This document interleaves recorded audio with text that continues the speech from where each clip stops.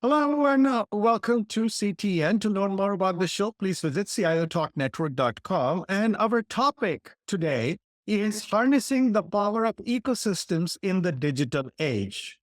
So, what are we talking about here? See, the ecosystem, any business today is not working in isolation. They have got ecosystem partners, value chain partners who all have to work together. And as it says, that it takes a village to deliver real value. So, we got customers who are being touched by different parties who are working together to make sure they all make the respective living, thrive, and survive, and at the same time create the value so that the customer stays and keep coming back.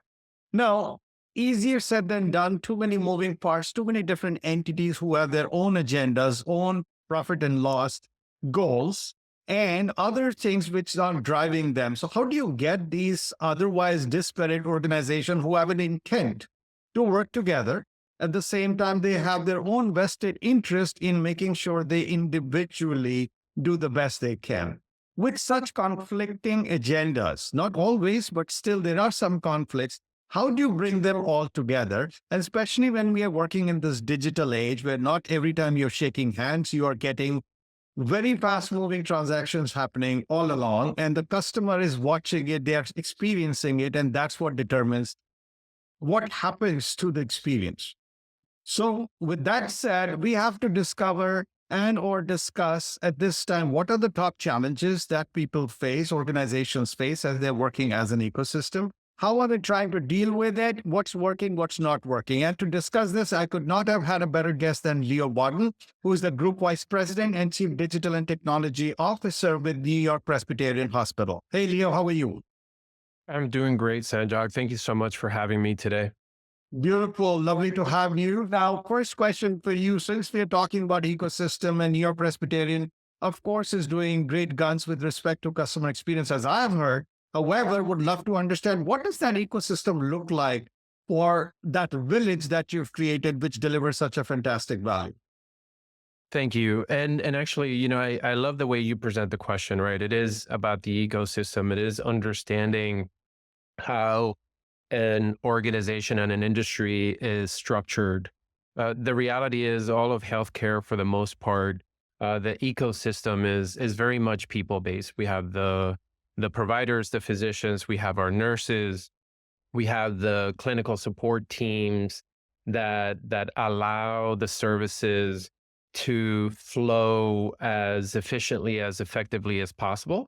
But then, of course, to your point around the ecosystem, there are the payers with whom we have to partner and ensure that we are able to get the payment for the services that are provided.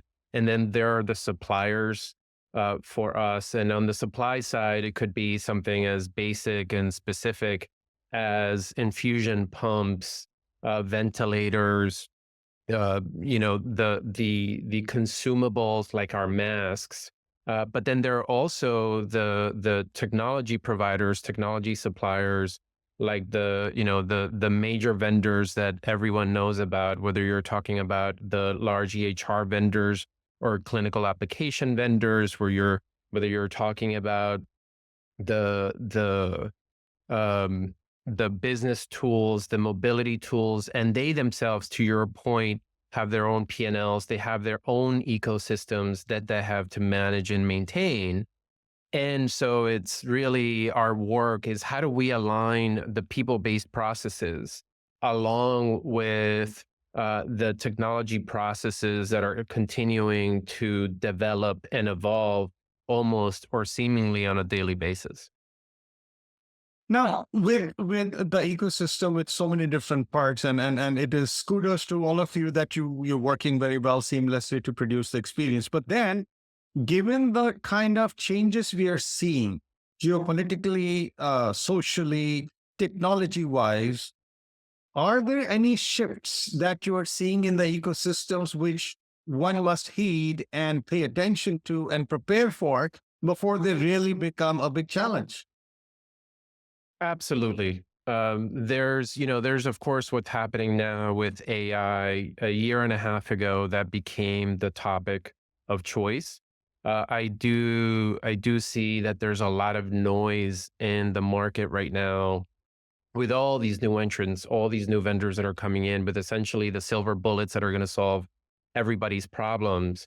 But certainly for organization like mine, for organizations like mine, and really in healthcare in general, one has to recognize that there are workflows, there are the basics that need to be managed and maintained. There are a lot of capabilities in the current ecosystem service providers. The question is, can they move as fast as our programs require? And so as we start thinking about the new capabilities that are being presented by some of these new entrants, one has to consider, how do you invest in a way where uh, at some point it's not going to be a total loss, or the current ecosystem providers, the large providers that we're already partnering with, would potentially catch up. And so we have to keep our eye on where the puck is going. We have to recognize that our reality is we can, we can't overinvest in unproven services and unproven capabilities, but we do need to introduce a number of layers and a number of capabilities that some of the current incumbents cannot provide today, with the understanding that as they catch up, or as it becomes more commoditized, we are able to make those transitions. But by no means do we want to limit the innovation that is being introduced by some of the new entrants into the market. Now, you mentioned about these emerging technologies or newer capabilities your partners may not have. So, what is your first approach? Is it to look within to see, can we pull this off, even though you are not coming from that background, you may not have the capability yourself, or you try to go and look for another non-incumbent partner who could be brought in? Now, if you do one route, which is taking this as a responsibility internally, then you are conflicting, or you're creating a conflict with that very good formula, fewer things done better, and you focus on what you're good at and you're overextending yourself. Or if you try to say, oh, let's, go after this new capabilities and our existing partners cannot do it and I can't extend myself, then let's go and get yet another partner. With so many things coming into play now, if you keep adding partners, then you've got way too many partners and you're diluting the focus and the integrity of that ecosystem that you took so much time and effort and energy and dollars to produce and maintain. How are you dealing with this? That's a loaded question. So the reality is, it's all of the above. I happen to be fortunate to be working at an organization with some of the brightest minds on the planet, and all of them are coming up with different solutions to real problems every single day. The big question, as some of these solutions are being developed, is how can we scale? We can't make decisions for one small group, one hospital, one practice, one program. And so the idea is, as we're thinking about some of these new capabilities, can that be scalable? And then can we replicate that across the enterprise? In some cases, we can, and we double down, we invest in those programs. In other cases, we can, and we have to look elsewhere. There are a number of providers, a number of partners with whom we have done work that introduce capabilities. We've done that for our AI platform for our contact centers, and that was a new entrant 3-4 years ago. That was a game-changing capability for us, and we were able to leverage that and deliver dividends for the organization 3-4 years ago. The reality is now that's being commoditized, and so we have additional opportunities, whether it's with some of the larger vendors that exist, or with some of our ecosystem providers with whom we do business and we partner today. And so we may decide to make adjustments to the logic and we'll continue to do the same as new capabilities come along. Now, when you do mention about these different ecosystem partners, what is it that they are looking for? Because when you got them together in one room, for example, and said, okay, we have to together work towards that true north, that mission to serve that customer, the alignment would have been there, or at least you had a good, warm and fuzzy feeling that these people all want to work together. That's how that ecosystem came into play. Where all do you see the signs of conflicts, some rifts, some strains, and how do you proactively deal with it? Because it would be too late when you are trying to fix it and customer experience is already shot. Sure. And it's a great point. And actually, I want to take us back to where you started the conversation today, right? Each of these ecosystem providers, they have their own P&Ls. They have their own business plans that they have to manage too. And many of them are trillion-dollar organizations. They're managing hundreds of millions of people and hundreds of millions of services. And so the reality is that in order for them to align with our very specific processes, it would be unrealistic for us to expect that they could do something like that overnight.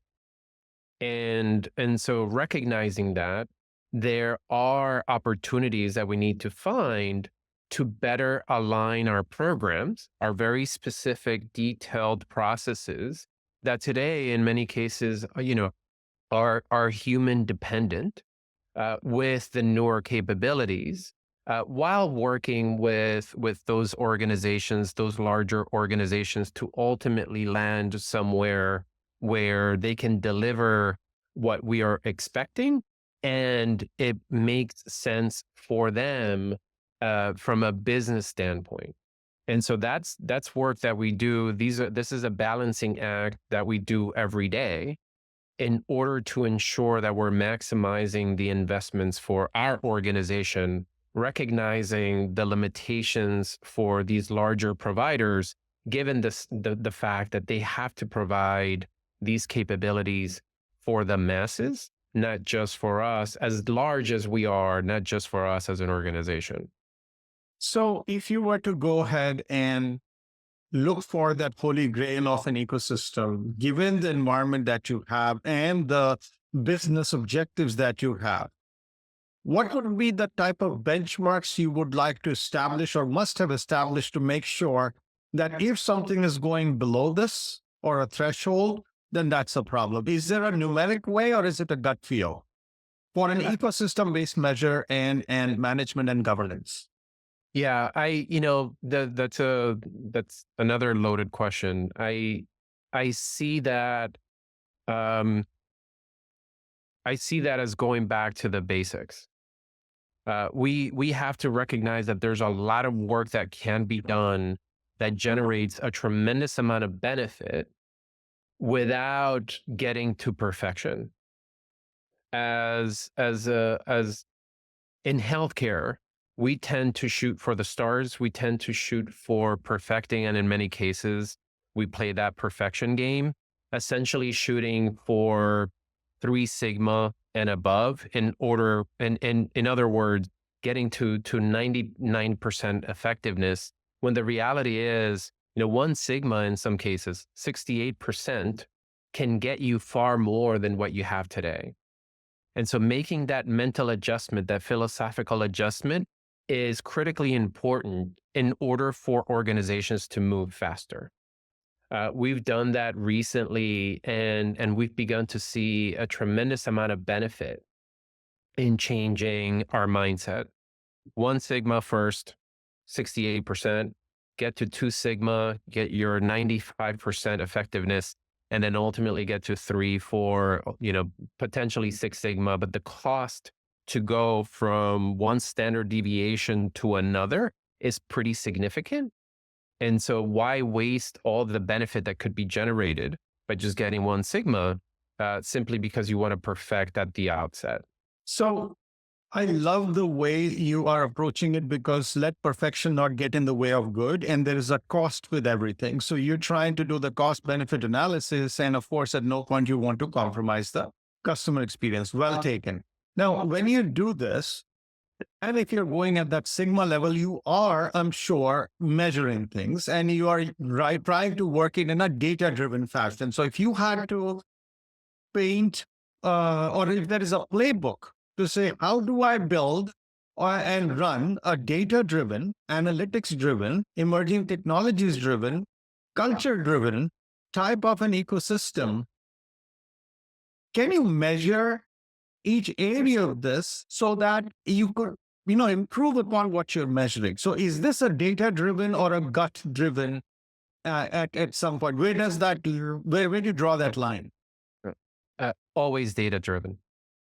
Always data driven. It is critically important that everything that we do, especially in healthcare, is data driven. So recognize what are the points of contention.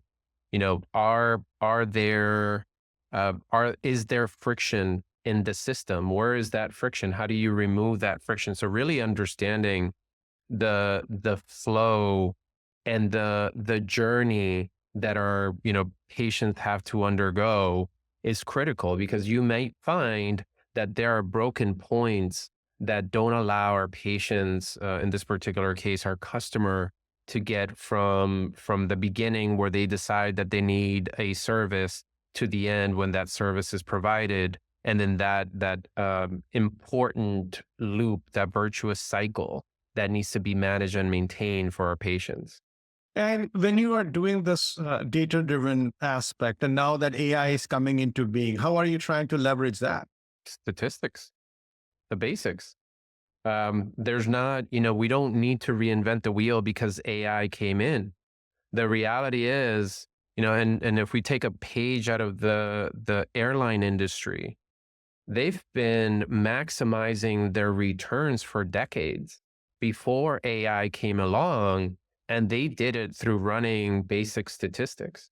And so really, to your point, being data driven, recognizing what the points of contention are, recognizing what your overall utilization on a per resource basis is, and then defining an approach that maximizes the utilization for all those resources, eliminates enough friction that allows our patients to get through the system faster. And that's the philosophical adjustment that we made as an organization. And again, it's beginning to return dividends for us as an enterprise. Now, see, when we talk about ecosystems, and there are maybe multiple partners who may have an overlapping offering and or overlapping interest, and that could also create conflict of interest, maybe competition. You want to help the customer, and sometimes you might do something called as a cooperation. But if it stretches beyond, then it could become counterproductive. So how have you defined your ecosystem boundaries, and what is acceptable amount of risk to invite somebody into your ecosystem so that it doesn't undermine your overall effort, given there could be potential for competition and conflict of interest, because everyone is trying to go within the ecosystem to some other side to find more revenue opportunities? It's not easy. It is actually an incredibly difficult task, because each organization is coming in with their business plan. Each organization wants to be that sole provider, and to be fair to every one of us, the reality is you can't blame them. For us, our commitment is to our patients. For me, my commitment is to our patients, our providers, our nurses, every person that works in this organization, and they take top billing. And so while it may seem or be perceived as an opportunity today to create a relationship or partnership with an organization, and whatever that organization, actually they change on a almost yearly, monthly, weekly, daily basis. The reality is we have to keep our eye on the prize, and that's our patient. And so the focus always has to be our patient.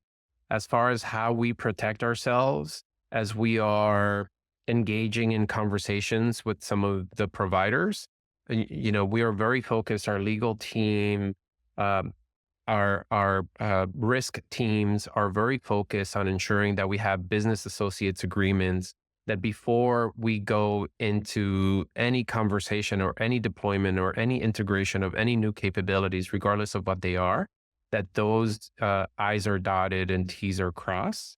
And we've been really fortunate, given the legal team that we have, because they kept us out of a lot of trouble. And so we continue to partner with our colleagues to ensure that we as an organization are protected. We make things incredibly transparent. There is a point in the negotiation where I recuse myself and a different team takes over and they finalize that negotiation. And that's usually our procurement team along with our legal team. And then I or my team, our team would get involved to answer specific questions, but those negotiations are out of our hands at that point. Now, interestingly, when we look at within an organization with a bunch of different departments and people and leaders working together, they're kind of brought together through this fabric called culture and a set of values and principles which drive an organization. Could you expand the scope of this culture and the value system to an ecosystem? If yes, how would you truly do it? Because internally, one is what they produce, and you are aligning at the output level. But there is something to be said about what they do internally at every time when no one is looking, so that the outcome and the intent in the value system produce the most value. Have you found a recipe to be able to aligning at the culture and the value system level, or just at the output level? Yeah, no, that's a very important point that you bring up. And I am fortunate to work for an organization where innovation is built into the value statement. Our values are respect, integrity, innovation, teamwork, and empathy. And innovation is right in the middle. And we talk about it before every single meeting. So we recognize that philosophy is what's going to get us to the finish line. It's what's going to get us or keep us relevant and as the destination organization that we are in decades to come. Now, this is within the organization. So whatever we had to align at a cultural and a value system level across ecosystem partners, because otherwise you are just dependent on the symptoms of something going wrong versus knowing how they're running their organization, how their people think, what they aspire for, what is their true north. Then you might have a much more proactive control, if you will, of what the outcome is going to be. But is that even possible, or is it a pipe dream? Or have you attempted to do something like that? Yeah, I would probably lean towards pipe dream. The reality is these organizations, especially for an organization like mine, we're partnering with massive institutions. And for us to think that we are going to control or define what their culture should be is unrealistic. Now, that doesn't mean that as a leadership team, we shouldn't be actively engaging with them and really tracking what their business models are saying and where their business is taking them. So we are, of course, engaging them and we're very active in the communication. However, we also recognize that these massive organizations, and again, while we're world renowned, while we are a large healthcare organization, a large enterprise, the reality is they're far bigger and their coverage area is far greater. And so we have to plan for that as well. So in a way, you're saying that while you cannot look under the hood, you look at the way they emote and or react or act on different situations to give you an idea whether this is an ecosystem partner they're worth working with. And the second point I heard you say is also the amount of leverage one would have. So if these are massive organizations who you're working with, you may not have much of a leverage for you to say, I demand you to show me what's under the hood. Absolutely. That's very well said. Okay. Now, when it comes to the other aspect, which is gaining steam and rightfully so, is sustainability.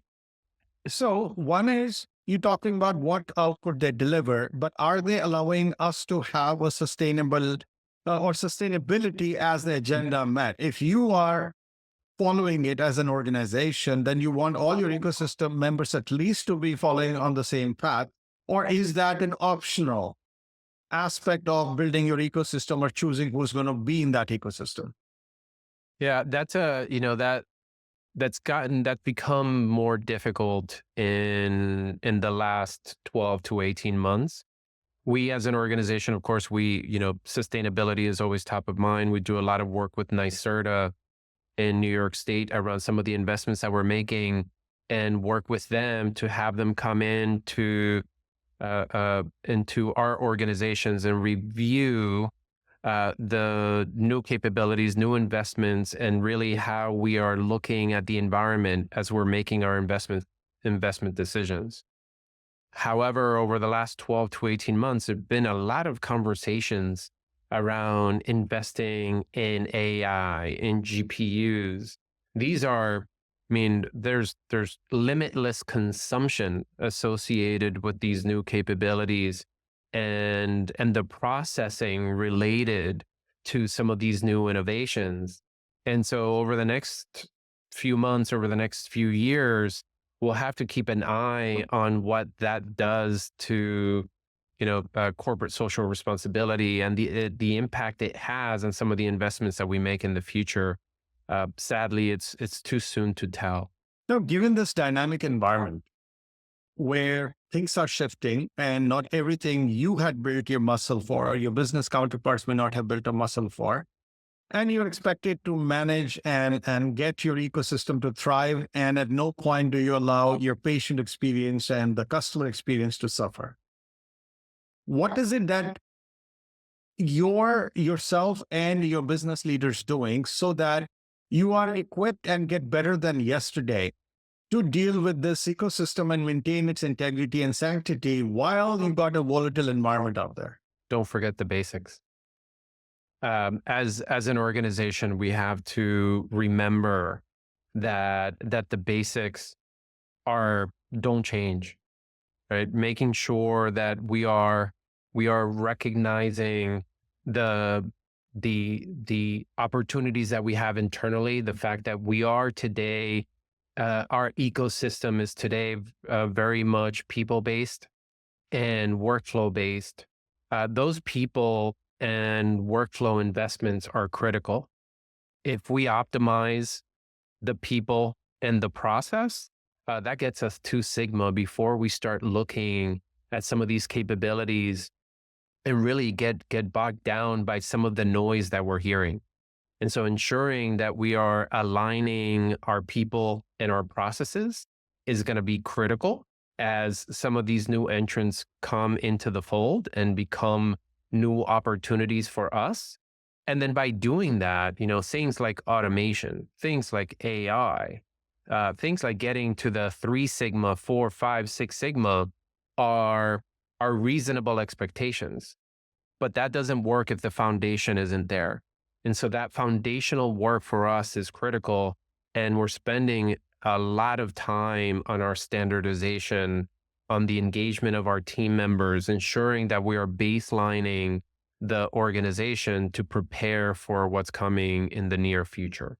Once again, thank you so much, Leo, for sharing your insights about how ecosystems, while they are critical and it's a massive effort to maintain them, but what's the intent, the mindset, the communication, the leadership styles, the people, and the culture that you have to keep in place so that you are able to get the most value and harness the most value out of these ecosystems. So thank you.